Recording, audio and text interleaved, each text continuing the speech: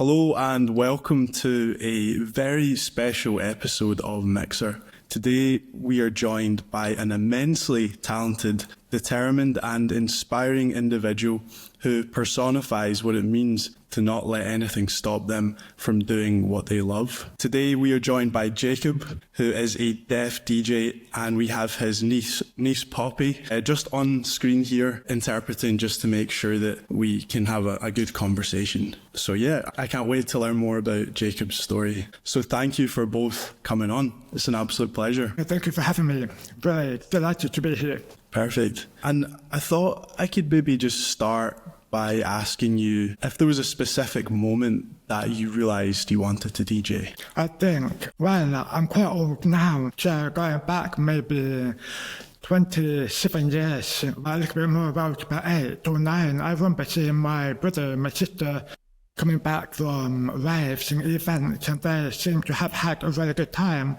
One particular point, I remember them coming back from an illegal rave in Wales. I was born and raised near Bristol, by the way, and they would always tell us about how good it was, how the community was there, and the music bring people together. And I was like, wow, I really want that. And I realised music is the tool in communicating together, no matter what language, what nationality you are. It's about bonding together. And but they always tell us how they get miserable about the police stopping them in the car, checking to make sure they've got no drugs or anything just before they arrive at the raves. It's just so many stories from there. I think also when I stay at my brother's house overnight, so my mother and father can have some private time. That's not good there, by the way. My brother would have a DJ mag on description every month, and I would read about it. It could be colour code, such a degree, and I was very fascinated by the culture, and that's when I realised I wanted to be involved in the electronic music world, but I was not aware what I was about to face and to be getting into it. I think because my family always got me involved in everything, regardless of my disability. I didn't see myself as a deaf person back then, so I wasn't aware what kind of barriers I was about to face. The interest in music all comes from my family. Nice. So it sounds like it was various sources from your from growing up initially that led you down this path. Yeah, I absolutely agree. That's why I feel quite sad when I see families out there today, because you see a lot of parents who are very innocent and they stay at home and go to bed early. But I have been so privileged because I had my brother and sisters going out all the time. I had my father playing as a drummer for a band. We would go to see him, go to watch him, and my mother liked to play the piano, even though she didn't know how to play the piano. She was quite shit at it, just playing it, by the way. That kind of involvement is so important, and today a lot of families don't have that. When you're sitting at home, you see a child playing on the phone, and the parents looking boring as fuck, really. I think the electronic music community is to blame for that. They say age is a number, but it isn't really a number. They just go around clubbing or different music events, because what they do will influence their children too. And that's what I'm quite privileged in that aspect. What's your first memory of your fascination with music? Was there a specific moment that really it was almost like a light bulb moment? I think because my family are very musical, creative, and involved in the creative world. They pushed me to do ballet, tap, even national Russian dance, which is a very useful tool because I've been Russian dancing all over fabric nightclubs sometimes. I can't help it when the music's so good, you know. Yeah. I think being involved in this made me realise music is for me, because instead of being able to hear it, I feel it. The dance school I went to, I think it used to be an old swimming pool, and they didn't fill the swimming pool. They actually put plank of wood on top. So can you imagine how hollow it was with the vibration is going to have a live piano at the same time? And it taught me more about it. So I think what made me realize music is for me is through dancing, because dancing during the ballet taught me more about the emotions of music. It could be really low or really happy.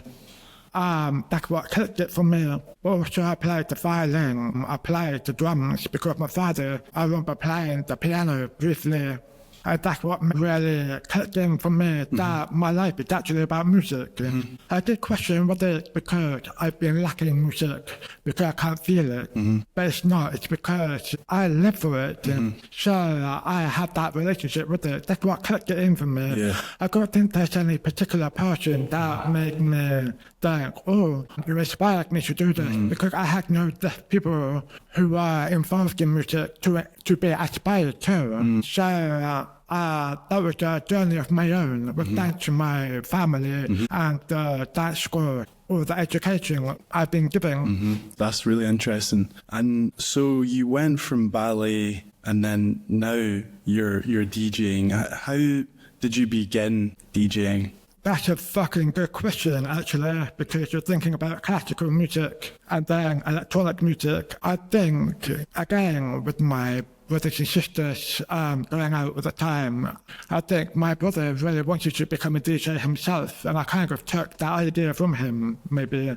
But I think it's because of the age when you grow and get older, you become more and more involved in the electronic world because it's legal when you're 18. But to be fair, my sister did take me clubbing on my birthday when I was 15. She gave me her ex-husband's credit card ID. I looked nothing like him, by the way. And my sister would pretend to be my girlfriend. I was fucking gross. I'm telling you that. That's a gay man. And together, she had to convince them like, oh, he's 18, it's his birthday to get his ID. It was a secular nightclub.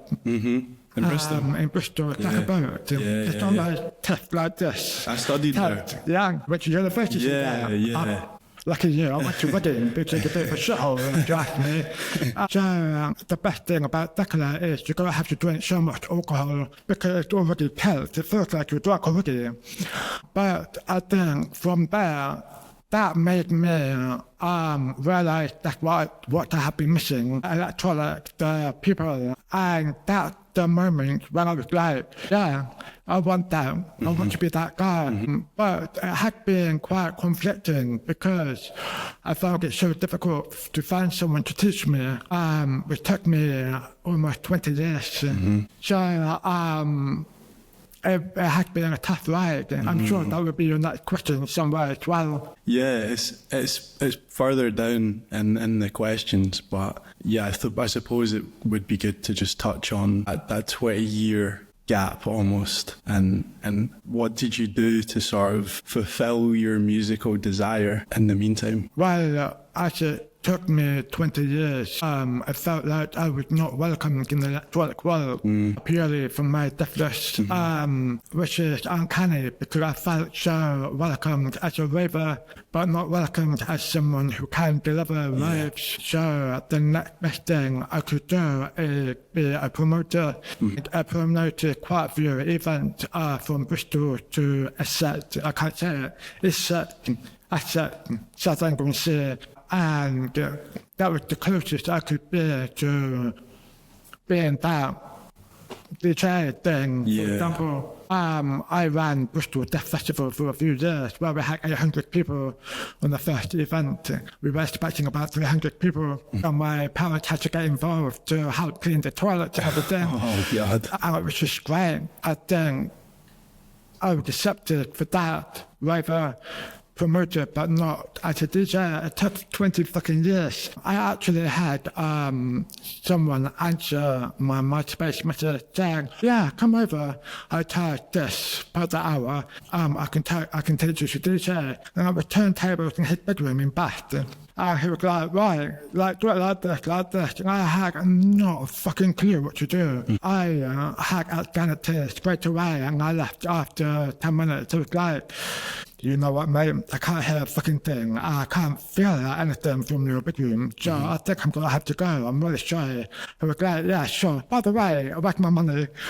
So I gave him the money, of course. It was his time. So it's fine. I drove back. But I had a lot of patronizing emails like, it's not going to work, mate. And that really turned me into someone that realized that I was living in a bubble.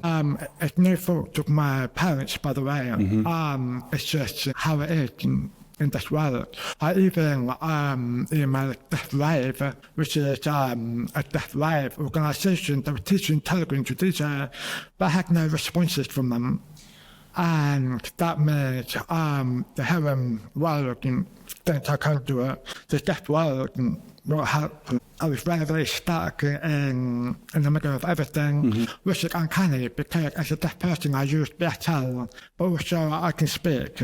So I'm stuck in the middle between whether I'm a well deaf person or not a well deaf person. If I'm really able to DJ or not able to DJ, it's been constant for I think 20 years later. I had one more go because I saw London Sound Academy ad on Facebook. I was like, they're not going to ITL. I emailed them, and a man called Buster emailed back, and he was like, yeah, sure, see you tomorrow, Soho Studio at 8 o'clock. Like, what the fuck? What? The team not going to ask anything about what I'm capable of doing or anything. And he was like, no, I'll see you tomorrow. I tried to cancel it. I really tried. I was like, oh, I can't do tomorrow. He was like, no, you're coming tomorrow. I think because I've been facing so much rejection to do with music, I'm so used to being let down or abused in that way, because mentally it affected me. I've been so used to having searching horrible emails, and I turned it up and my life returned from them. So yeah. Fascinating, and special mention to Buster Bennett as well for firstly for allowing us to use the London Sound Academy for this interview, and also for that story you just told. He's a legend, by the way. He is a great guy. He's a really cool guy. So yeah, that sounds as though the London Sound Academy was your first, almost, I suppose, your first positive experience in a long time. Yeah, the first, and they continue to be a positive experience. That's great. And really, really positive to hear that is being done, but also very disappointing in a lot of ways that it would take that long for someone like yourself to experience that. So you've stepped into the DJing world now from your past experiences. How do you prepare for a set? Ooh, that's a good question. I had a lot of questions like that. I have, I'm sure people are curious to know what I used, because obviously I'm deaf as a post. You've got to wonder how the fuck did it work. No, I got to have a function on the sound system in my bedroom. I wish I could have one, but I don't think my neighbours would like me. I actually have what you call a SIPAC. SIPAC, they support me in my work. And it's like, how do you explain? It's like a thick rucksack thing, and it vibrates at different frequencies. So here in DJs you use a headset, but I use the SIPAC. I even use it at the gigs because there's lots of reverberations happening, and the SIPAC put me on the right path, so I'm able to mix. So developing the set, I use a SIPAC. And I do a lot of gigging. I spend at least 5 hours a day gigging music. But I love it as well because with the music, it feels like my life is not silent anymore. You can get a bit sick of the silence sometimes. So it's like my therapy, my counsellor. So I use the SIPAC to look for the music I like. If it's not SIPAC worthy, the music is not worth it, doesn't work for me. But it's been interesting because there's a lot of variation of electronic music. EDM. It's the shittiest motherfucker I've ever been to. I mean, who the fuck came up with the bass line? I mean, who the fuck? That's fucking horrendous. Yeah. I was taken to Electronic Daisy Carnival and the Ultra Festival in Miami. twice. It's just EDM power gauge is so sick because the lower frequencies are very flat and very simplified, and it's more to do with the higher frequencies. I can't feel that. For example, I have to find the music that works really well for me, and that's underground techno. Because underground techno, they play with the bass frequencies like the high groove, and it tells a story, and it's groovy. It's really, really cool and fun. So I create the set this way. I build it all together. Also, the most important thing, liquid button. I really struggled to build a set until they came up with 3 waveforms, 3 form waves, something like that. So the blue is the bass, the yellow is the melody, and the white is the high sound. And it's great because it's like playing Lego. You have a track here, and then you have a track there. And you'll be able to fit it together like Lego. So you know the relationship is there, and it's so fascinating. I actually had someone message me on Grindr. Yes, that's a Grindr, by the way. They said to me, I put up my Instagram and SoundCloud on Grindr because this is my free advice for you. If you want to find more followers, that's always Grindr because it sells. So I had this guy message me and say, you're a deaf DJ. And I checked out your SoundCloud. Some of your work, the key is not there, but it works. How the fuck? I don't understand because the key is not there, but it works well. And I have no answer to that except I blocked him. Sorry. Actually found it a bit.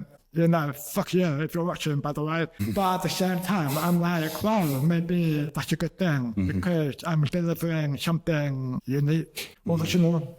I don't know. But I have played at Unfold nightclub a few times, Folk nightclub a few times for Unfold. And that is my realization, my DJing work, because in the matter of 2 minutes, the dance floor is completely packed for 2 hours. Like my realization, it might not be in keys, scribbly, but it works. So I'm quite proud of that. So I use the record box and the chip pack to be able to collect the music, fit it together, and I deliver it. But the other very last thing is, as a deaf person, I have to prepare the entire set before I play. Because I have to memorize what goes next, how to put in the cues, when to change everything. But most DJs out there, they read the crowd. I can't read the crowd. So that's the differences we have. So for me, it's like a Russian roulette. But so far, it has worked. And I'm very lucky for that. I think the most luckiest thing is they can expect me to be deaf. When I see the support scrapped onto me, I had people say, is that a bomb? No, it's not a bomb, it's a support. So I've been... Does that annoy you? It doesn't me when people interrupt me. But it comes the chemistry.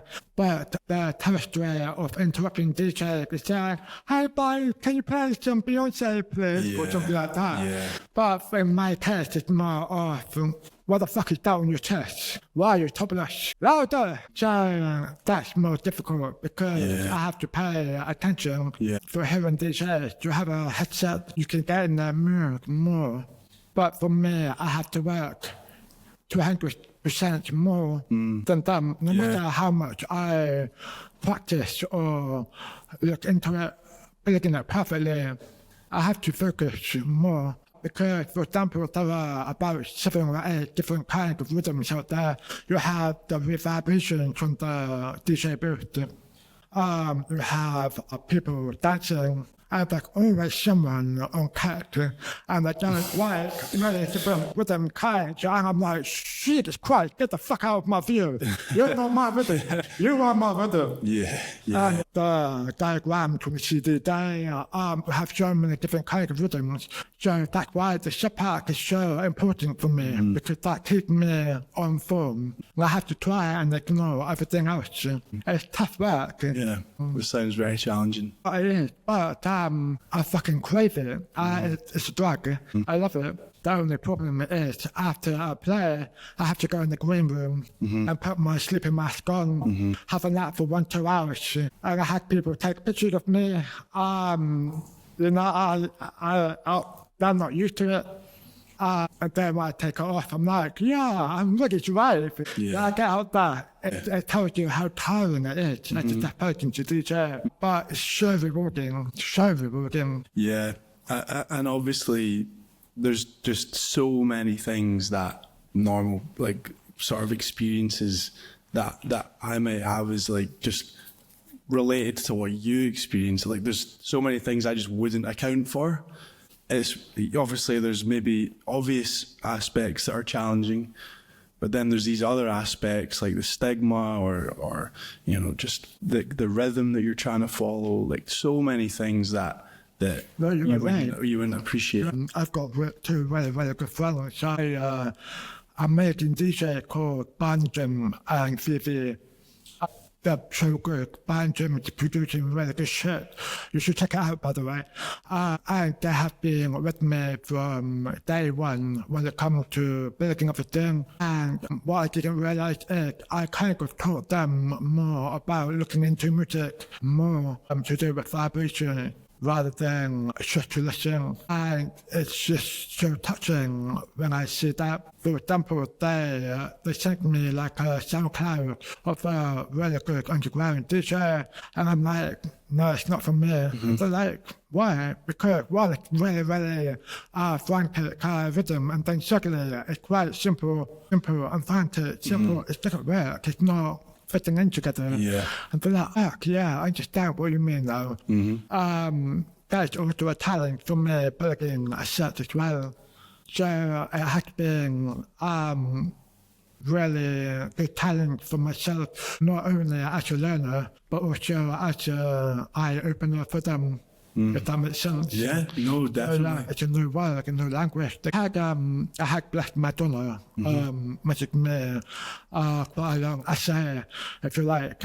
And she was explaining about how my set kind of remained with her when she was a raver back then, because she was so into techno. Her husband is a techno head. And she was telling me, like, you have something that a lot of DJs are missing, and I mean hearing DJs.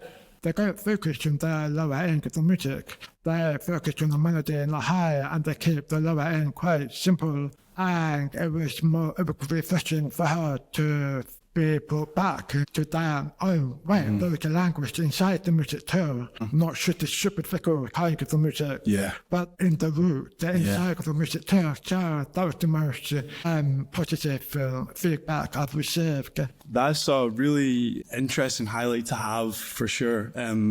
The fact that Blessed Madonna reached out to you and gave you that support, I feel like it's a really positive thing, and also just a great bit of encouragement for going forward.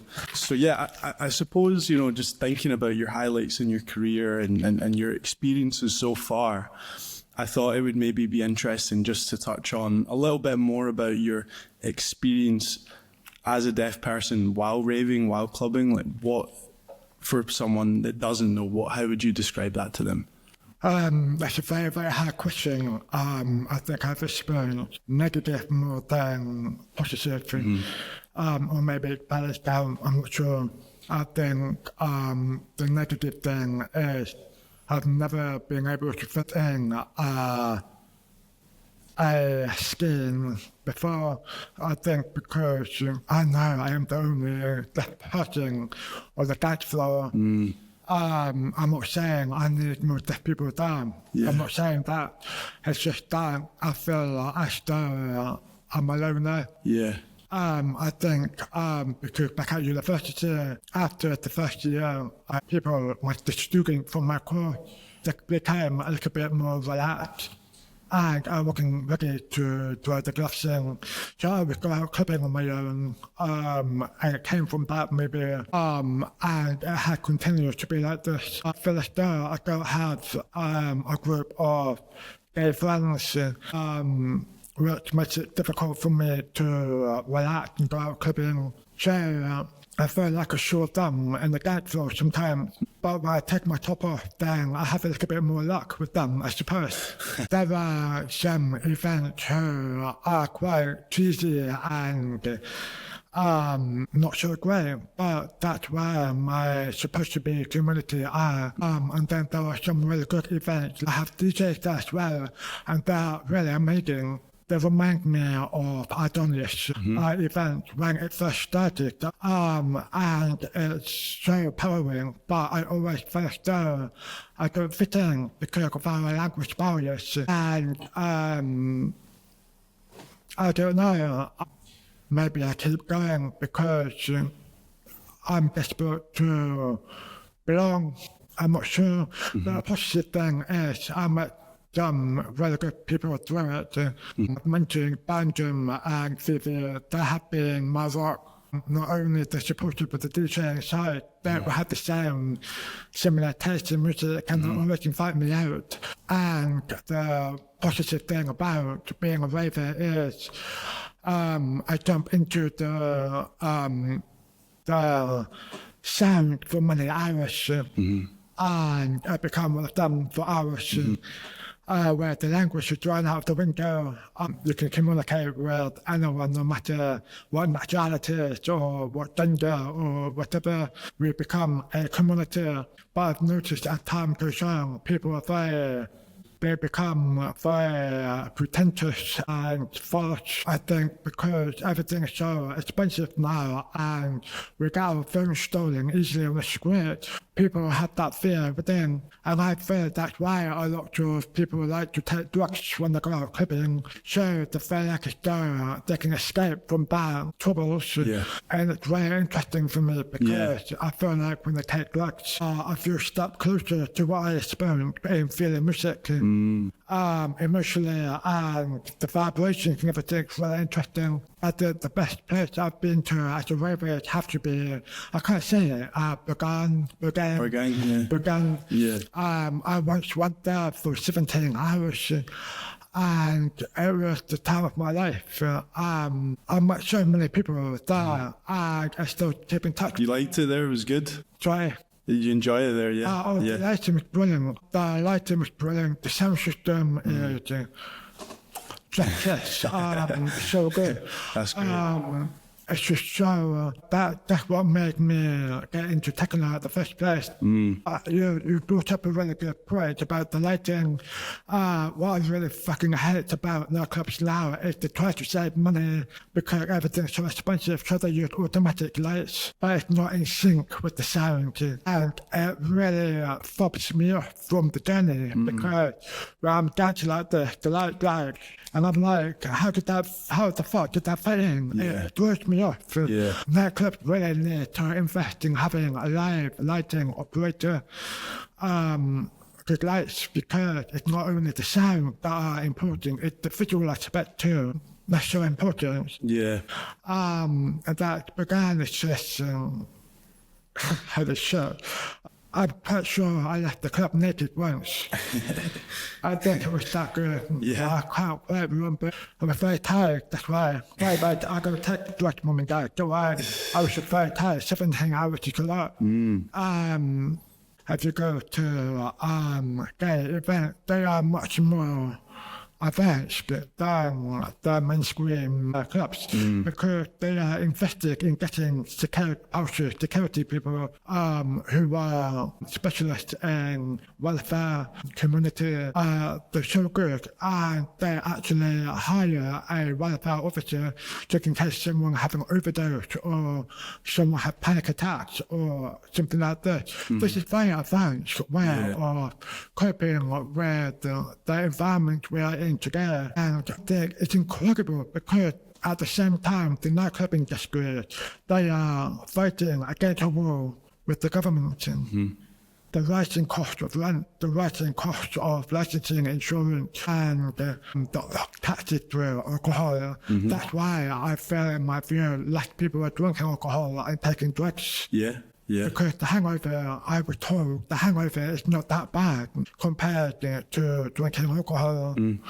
So it's really, really interesting how advanced we are becoming. I think I predict that in 15 years' time, we will have even less nightclubs than ever before, and we will have properties on top of it, or maybe around it.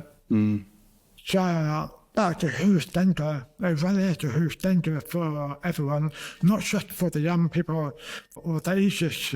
It's a huge challenge at the moment.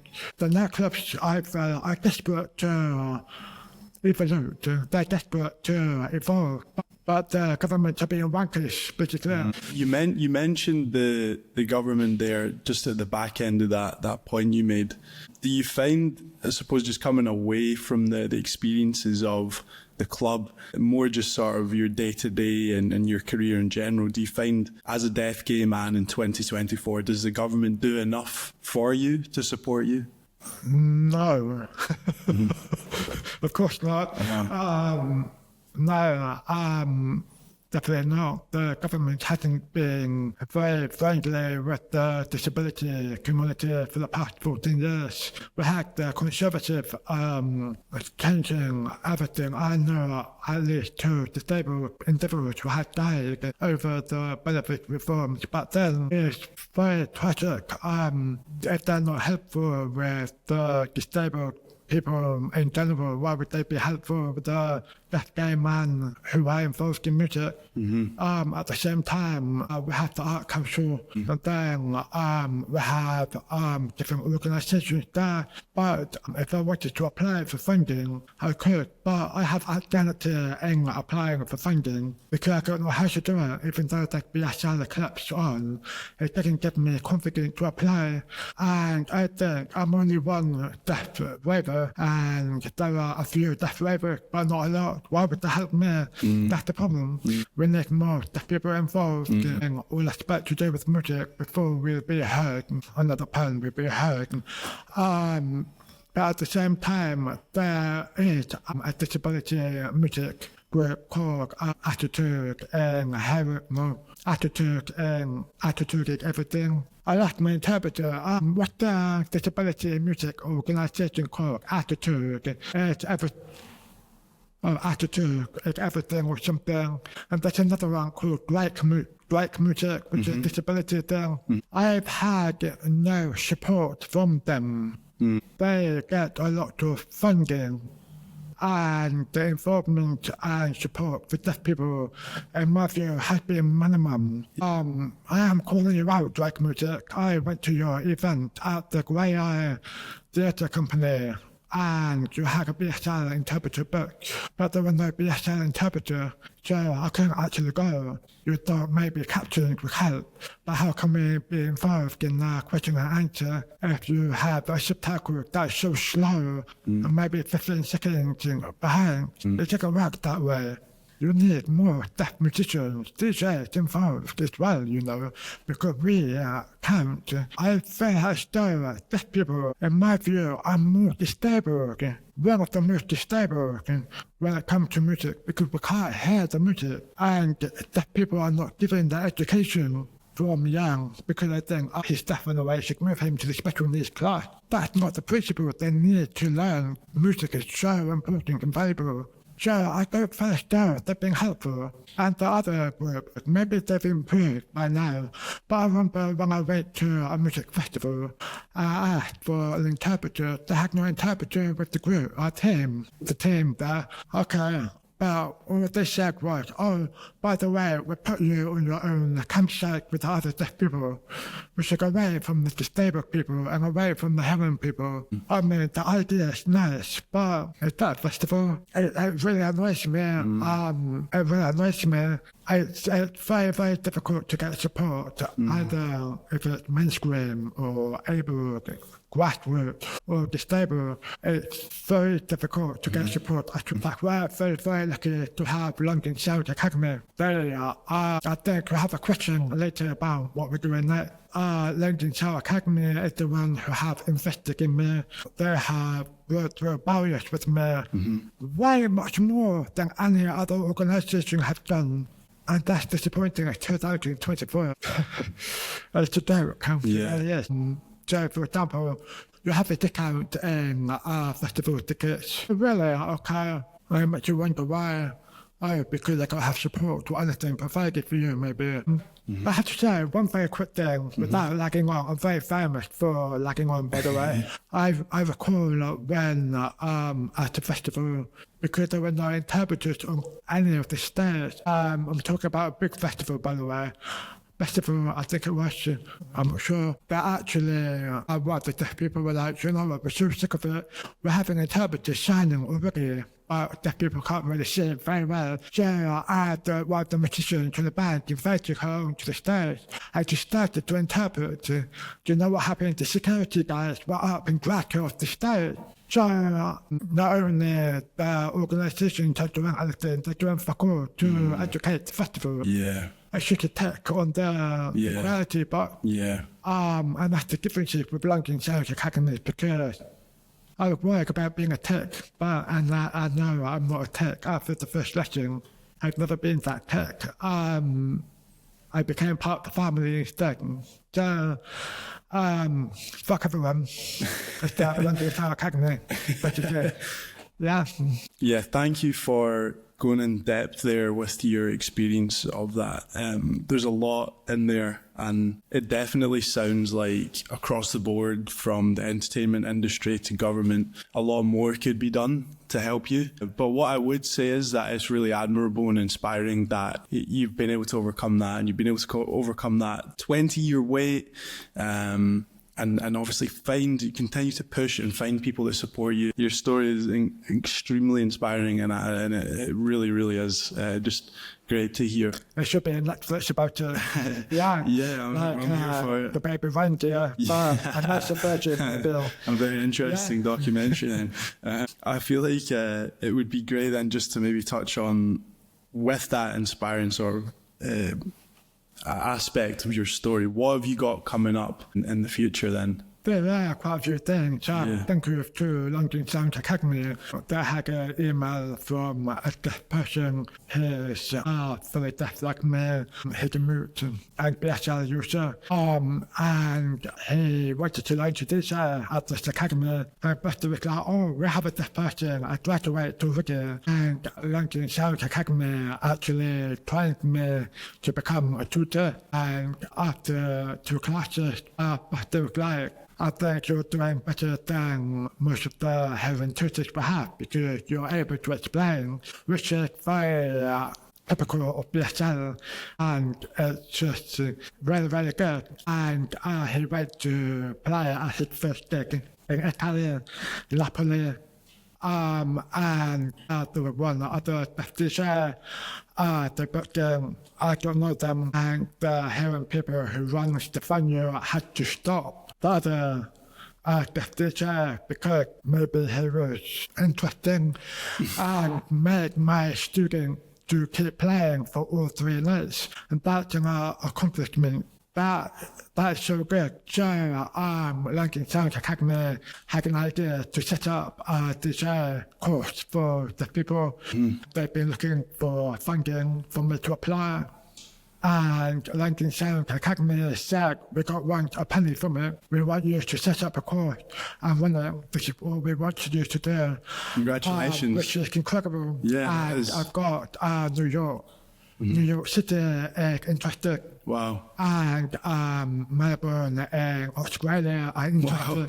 So I think the next year is looking very, very bright. So I'm really excited to see the opportunities and having more actual depth. Yeah. Because I've been told recently that there is the DJs at the moment are not that high standard that you expect from professional industry.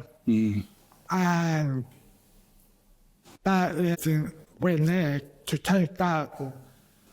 We need to take the DJ inspiration porn. Yes, this is the sign for porn, by the way. We need to turn them into professional DJs for people to enjoy with. So I'm excited for that. But also, I'm building a collective with 2 other DJs, one from New York and one from Chile.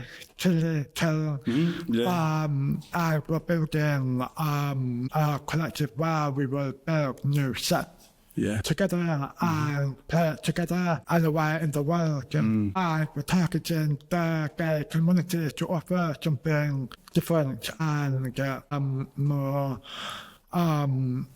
exciting. And I'm really excited to see what's happening.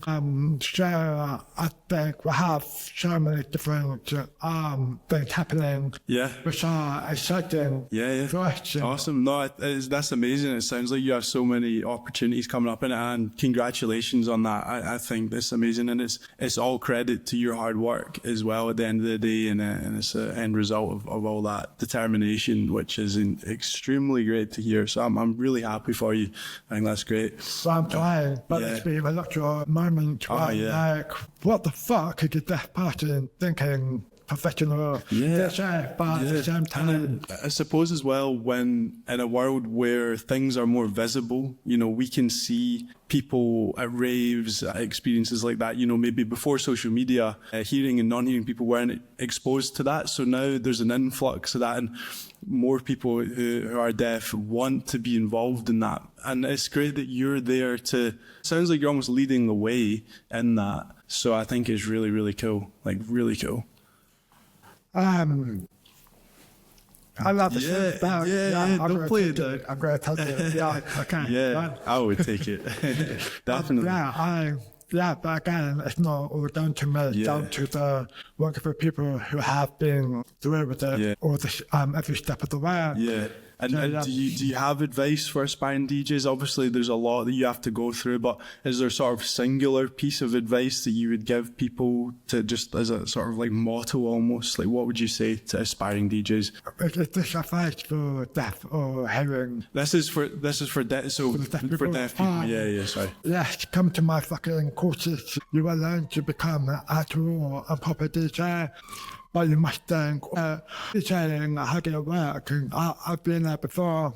Don't think about that. Just think about what you could provide to not only the hearing community, but the deaf community as well. Because music is not only therapeutic for the hearing crowd, but also for the deaf crowd as well. It's really, really vital for you to jump in. I think contact me and let's see what we can do together.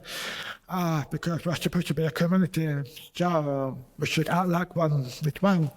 I love that. I love that. I wanted to just end off this amazing interview on a question about, obviously you have advice for aspiring DJs, but... One more question, fucking hell. I'm sorry. What's the question? What advice would you give to your younger self? Stop spending money. That's good. Stop buying people drinks just because you think you can buy friendship through alcohol. Yeah. It's not going to work. I've been there. That's my main advice when going out clubbing. I lost a shitload of money to a university because of that. It's our valuability or something to stop doing that. Spend the money on vinyls, not alcohol.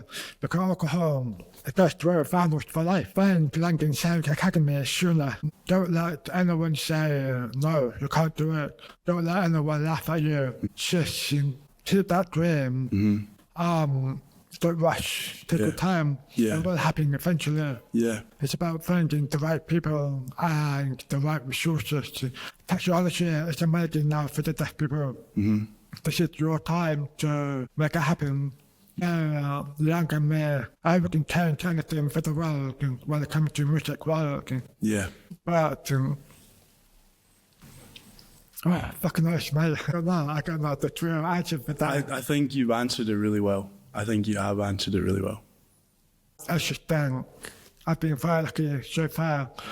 I've been very, very lucky. But we have to remember there's a lot of people, lots of deaf people out there who are not in the same I'm not as privileged as me. Is there things hearing people can do to make things easier as well? Like, is there anything in particular? Just being a bit more aware, maybe, or I don't think it's not helpful. yeah, I think it's inviting. yeah, I think she can invite deaf people to join them. Yeah, to raving, DJing, education. We don't want to help. We want to be invited. That's the difference. Yeah. And to fucking learn sign language. That would be fucking helpful. that's a good shout. Check make sure it's not American Sign Language. We don't do this. Do this. Jesus Christ. I know there must be like, is there one for each country then? BSL, ASL, is there one for every country in the world? Is that how it works? They all have their own sign Really? language. Oh, jeez. American Sign Language got A, B, C, D. But here got A, B, C, D. We had the language in one hand. Wow. Yeah. Completely different. Yeah. So Yeah. like different Yeah. grammar, different sign. Every country have their own sign. Yeah. American Sign Language is actually from France. So the similarities wow, are there. yeah. And we have New Zealand to Australia. Yeah. It's similar to here because of the colony. But everywhere else, they have their own sign. But the ABC is very similar to American French. It's not exactly the same. Yeah. But we have what you call international sign, where most of the people around the world know one language so we can communicate together without worrying about language barriers. Barriers, yeah. Well, So, yeah. you know, that is fascinating. Thank you. More fact than hearing people, right? Yeah, I could talk to you for hours about all these experiences and your stories, and I just wanted to just end on that point that you mentioned about not letting go of that dream, and I couldn't iterate that enough, and it really resonates with me as well. So thank you so much, and shout out to Poppy as well for leading us through this interview. It's been an invaluable help, really good, and again, congratulations on the exciting future ahead. Thank you for having me. Thank you so Thank you much. very much. Thank you. Absolute pleasure. Thank you.